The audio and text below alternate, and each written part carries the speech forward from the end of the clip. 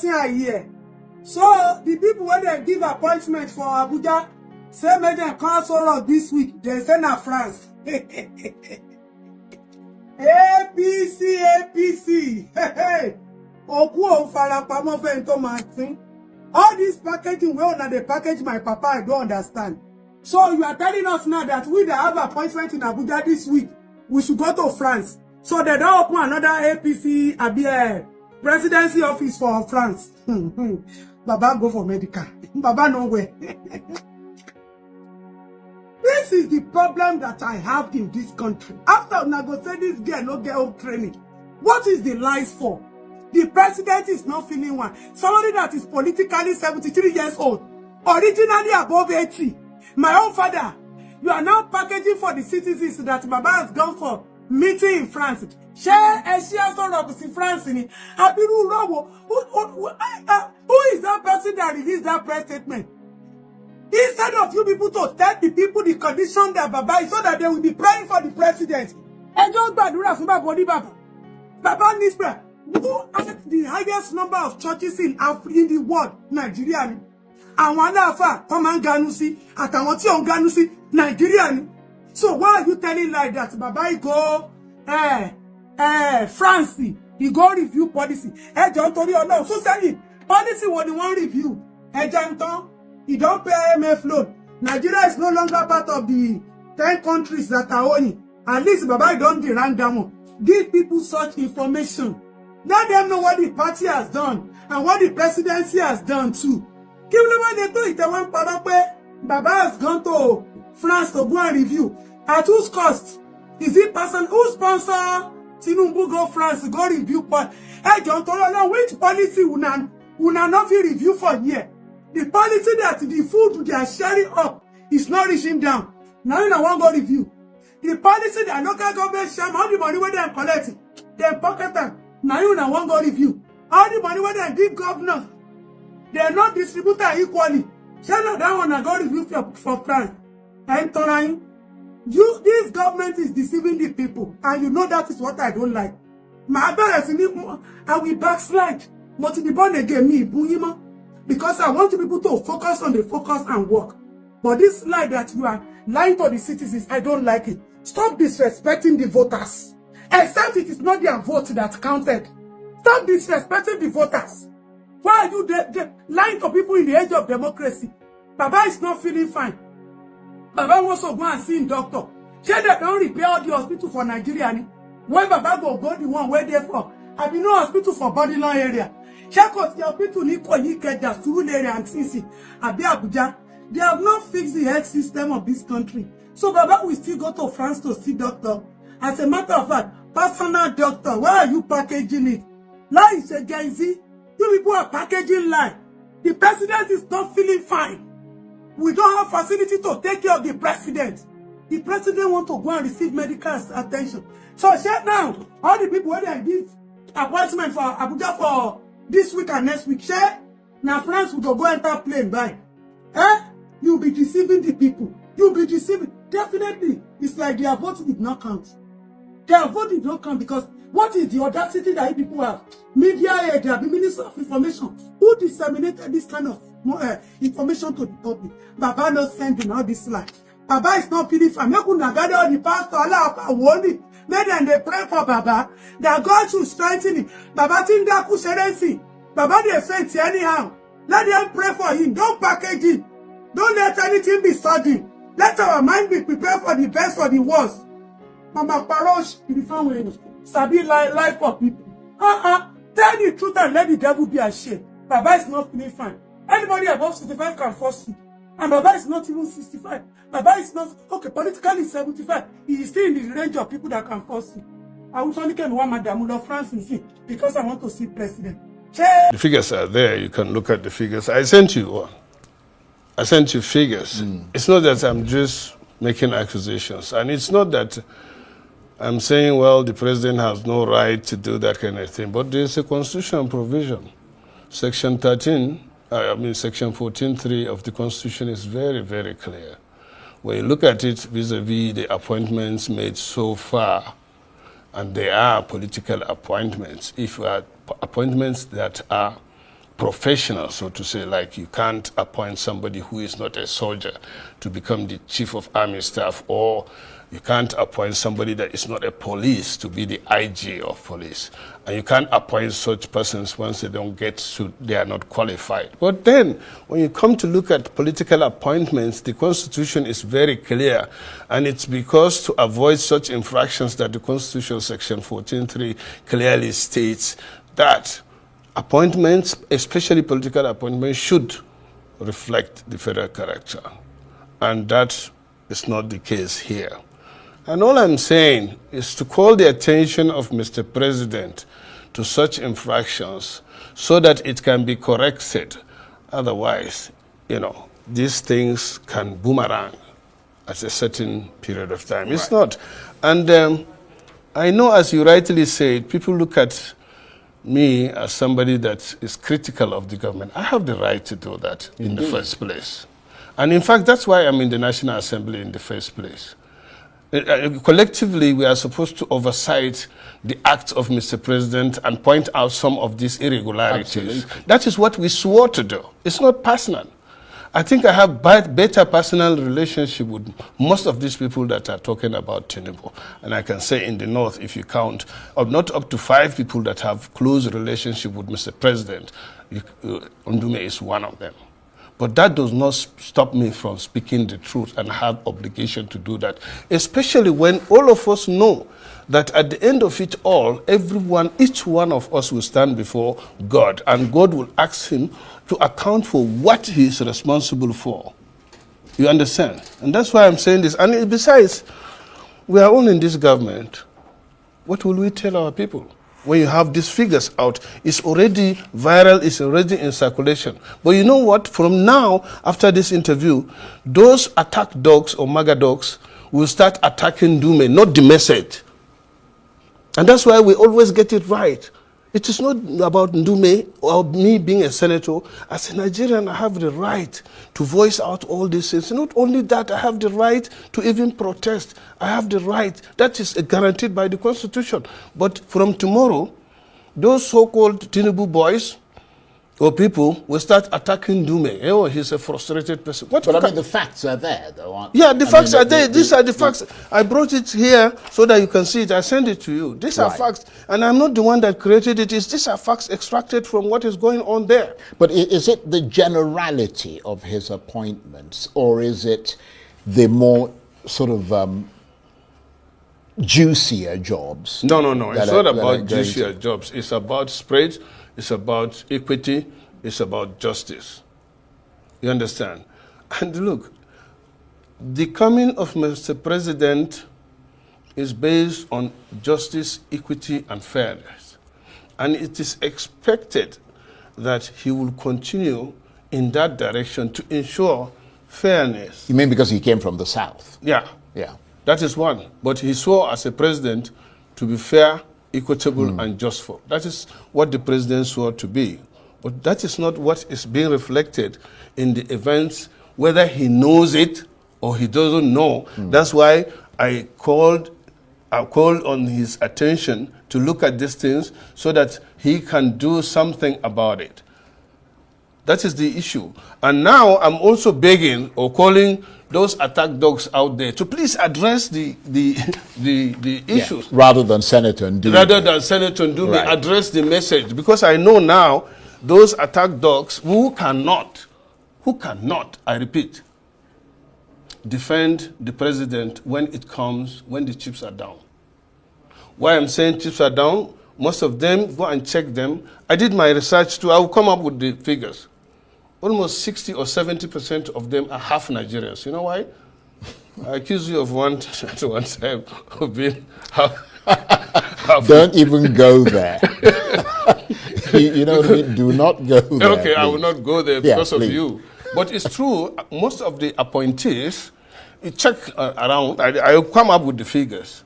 Most of them are people that have double citizenship. I mean dual citizens. Dual citizens. Right. Well, it's not illegal to be a dual citizen. I'm not saying it's illegal, but all I'm saying is those type of people cannot give the country 100% because they are not 100% Nigerians well, anyway. I disagree with you. Okay. On that score. I mean, any other thing... Because you are one of them anyway. I told you not to go there. Now you've gone there. Okay. But the point is that, no. I mean, I think the real issue here is whether there is an infraction on the federal character constitutional provisions of this country. And you have provided evidence that seems to support that fact. But let me ask you something else, because you are a senator of the Federal Republic of Nigeria. You're a lawmaker.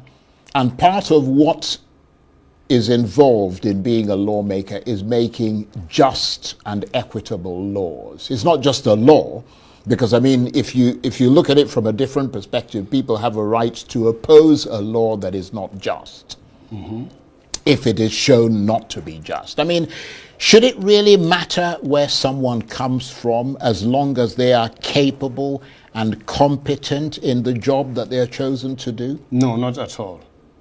Not at all. In fact, I stood in support of that. I support the president getting, even if it is an expatriate, to occupy a certain position as long as it doesn't infract on the Constitution. On the Constitution. Right. But what he's doing now infracts on the Constitution. And worst of it, so far, not all, but so far, majority of those that are given those responsibilities are not discharging their so-called... So you question their competence as well? I did before. You're right. So I still stand on it. Right. Because we haven't gotten to where, or there's no kind of ray of hope in the country under the leadership of those. So let me be clear. Now let me give you... Yeah, okay. For how many years? All we hear is endure, it will be okay, it will be okay, and it's 2 years. And now, the main purpose of government is clearly stated in Section 14. Security, welfare of its citizens, and of course, other things that follow in Section 14 of our Constitution. We are far from most of them, especially the issue of security and welfare of citizens.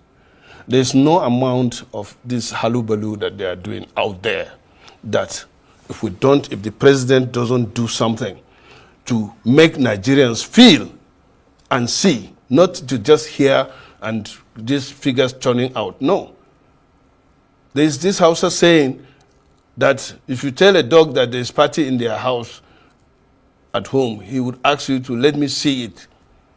And that means let him see that the party is going on by maybe getting bones or the meat or something. But when you say things are all right, and Nigerians are still out there yearning that things are tough, and you know things are tough. You yourself know that. Well, let's turn to that issue that you've now raised, which is the very, the issue of insecurity in the country. I mean, you mentioned, I was going to go to the issue of borrowing, but we're going to come to that in a minute, because you brought up the issue of security. You've been raising the alarm, not only over the killings in Uromi, in Udo State, now you've got the massacre in Plateau State, but you've also expressed grave concern over the escalating militant attacks in your home state of Borno, and what appears to be the resurgence of Boko Haram and ISWAP there. I mean, just briefly tell us about your concerns. Well, just day before yesterday, a captain was killed and a corporal in my local government in a town or village called Isge that have been resilient. They have a plateau there, and they have a battalion nearby. The Boko Haram came, killed the captain, but for the resilience of the people and the soldiers there, we lost 2. In Goshe, a local government, it's another village, just in the last 5 days or so, also the Boko Haram attacked them from Amuda and killed 3 soldiers. In Wajirko recently, that is, there's what they call FOB, Front Operation Base, was attacked and we lost 4 soldiers. That time too, Urgo, which is not in my local government, but it's in Borno State, was also attacked. Severally in other areas. Even yesterday or so in Kebbi, there's a case of Lakura killing about 12 people or so. I read it somewhere. There's this killing in Plateau again. Well, this is part of insecurity. There was a killing in, that of IPOP, isolated, killings in the southeast is still going on. And I mean, you can see that Nigeria's security challenge is still there. In fact, when it goes down a little bit, it goes up again.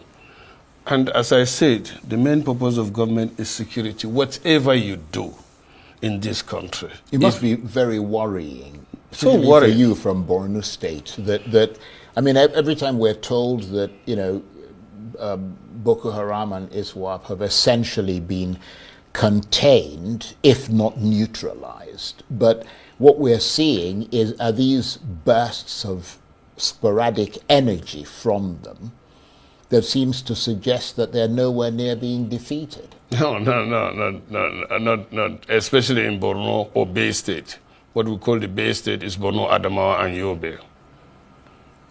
As it is now, today, you can't go anywhere in Borno. You can't travel anywhere in Borno after 5 o'clock till morning, 8 in the morning. And it has been like that. But the only difference is that before, now, even after that 8 o'clock in the morning, you cannot travel freely without escort.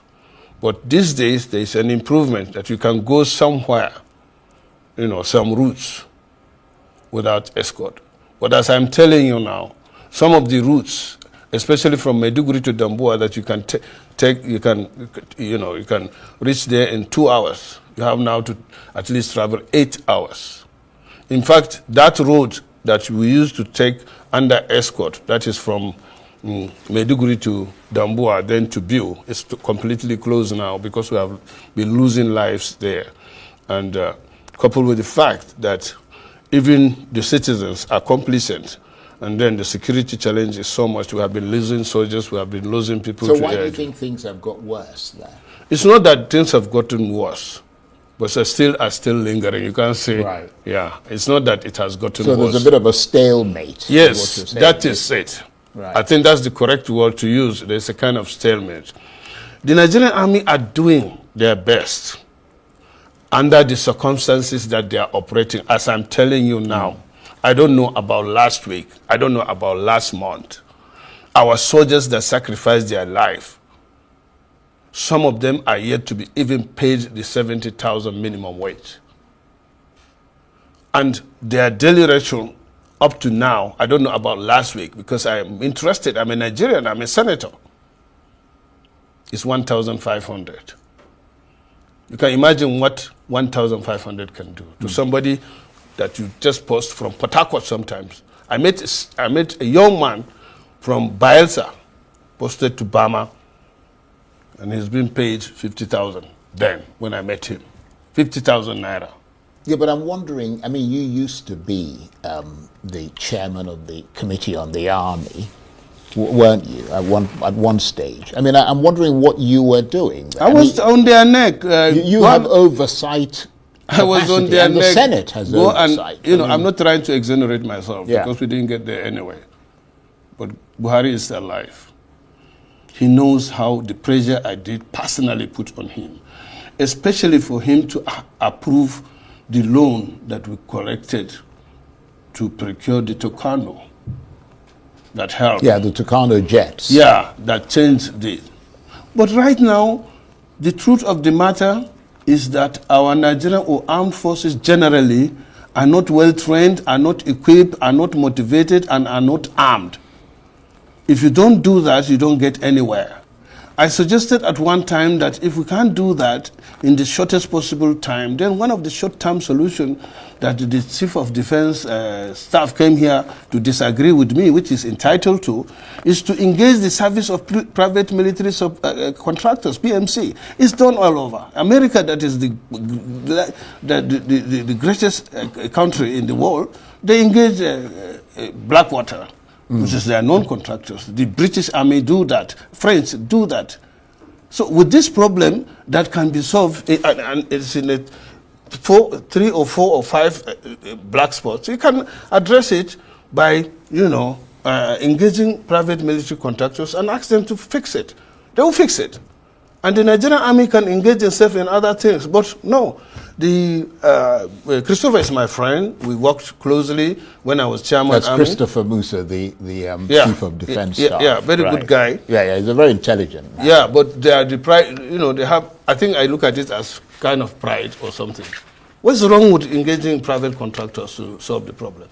Well, you're in the Senate, and it is people like you and your colleagues who have to assess the situation. I mean, that's why you guys are elected to go there and then put pressure on the government or even change the law in order to make that mandatory, mandate the government to do that. But you mentioned loans. Yeah. About the Tucanos, which is that brings me to the other issue that you have raised, which is the very high borrowing by the Tinubu government that's taken place over the last 20 months or so. And to be fair to you, it's not just you. Several leading economists, chambers of commerce, etc., have also expressed concern over the rising debt. How serious a situation does this look like from your point of view as a senator? How much of a national crisis is it? Well, let me first of all say that I'm not against borrowing. Even the greatest countries in the world, America, Japan, China, all are big borrowers. But they borrow for physical, tangible, and accountable projects that you spread and pay over time. But my worry is not even in the borrowing, it's what you borrow for. Let me give you quickly a rundown of what I checked. You see, in June 2023, $500 million was borrowed for women program to scale up what they call NPWPSC. Can you see that? Can Nigerians see it? Where are the women? Then on June 23rd, the same day, $800 million was borrowed to cushion the impact of high petrol prices after fuel subsidy removal. How? Where? Then on September 23rd, 2003, under the same government, $700 million was borrowed again for Adolescent Girls Initiative for Learning and Empowerment. Then, on December 23rd, the same thing, $750 million borrowed through what they call renewable energy scale-up. Then, June 2024, $1.5 billion was borrowed to support Nigeria's reform for economic stabilization to enable transformation. That one sounds very spurious, I have to be honest. Okay, you see? Then in June 24th, $750 million again was borrowed for immediate financial and technical support for efforts to stabilize economy and to scale up support to the poor and most economically at risk. Then, on September... Well, they would argue, that particular one, that they've been making payments to a lot of poor people. Where are the poor people? Some of their cash transfers and things like that. Look, whenever you're doing something, if it is true, somebody will come out to say thank you. But are these loans, are they approved by the National Assembly? I mean, do they pass through your Senate for approval? No, what passes through the Senate so far as this is these are itemized. Right, the bulk of it passes through. No, the bulk, you don't pass the bulk, you pass the itemized. If, for example, right. before... So were all these itemized things approved? Not to my so you're saying they're extra? Not to my knowledge, not to my knowledge. Because I know that... Because such amount, the medium-term expenditure framework. Right. It's something that they bring and we look at and maybe approve it, but that is not to say it's a blanket. So you're saying these things are have bypassed the National Assembly. That is it, so far. The reason I say that is that I know that in November 2024, the Senate approved, like, I don't know, 1.7 trillion naira or something to that effect, that the government had requested, which is like several... No, it's not. Charles, get it clear. Before you pass the budget annually, there's the midterm expenditure framework that must come before the National Assembly for approval. These are the things that the government is anticipating to spend, but that is not to say that even if it is approved, it is a blanket approval. No. Right. Every item, every of this... must be accounted. Yes. Right. No, because you need to ask questions. How are you going to do that? How is it important? And when is the money? What are the terms? All these things are supposed to be discussed first before you engage in it. That is the National Assembly approval. But as I said, when you total these borrowings, the figure I got here is about $9.45 billion, which translates to about 13 trillion. And as I said, I mentioned most of them. These are items that are either intangible. Those items are not, has nothing to do with infrastructure.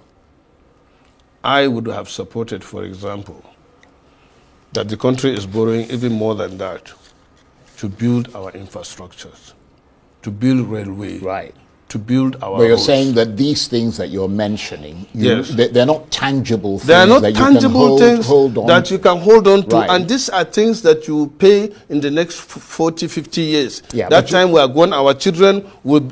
Are you going to tell my child, am I going to tell my child or grandchildren that we borrowed 700 million and we are paying in 20, 30 years for adolescent girls initiative? Yeah, but you have to remember something, and that is the fact that human capital is an essential, in fact, probably some would argue the most essential part of development. That if you don't develop human capital, but let me tell you, then you're not actually going to go anywhere. Nigeria, fortunately, have enough human capital that we need to tap in. Remember, Charles, including yourself, you only don't provide service in Nigeria, but you also you're always pointing me. I don't understand. No, but because you are the closest person to me.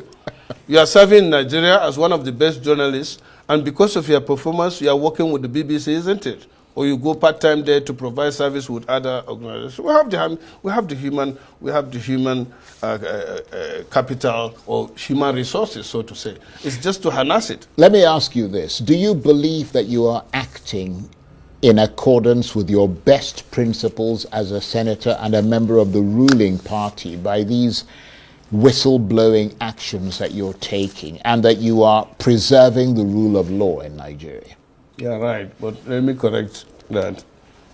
You see, I'm a bona fide member of APC.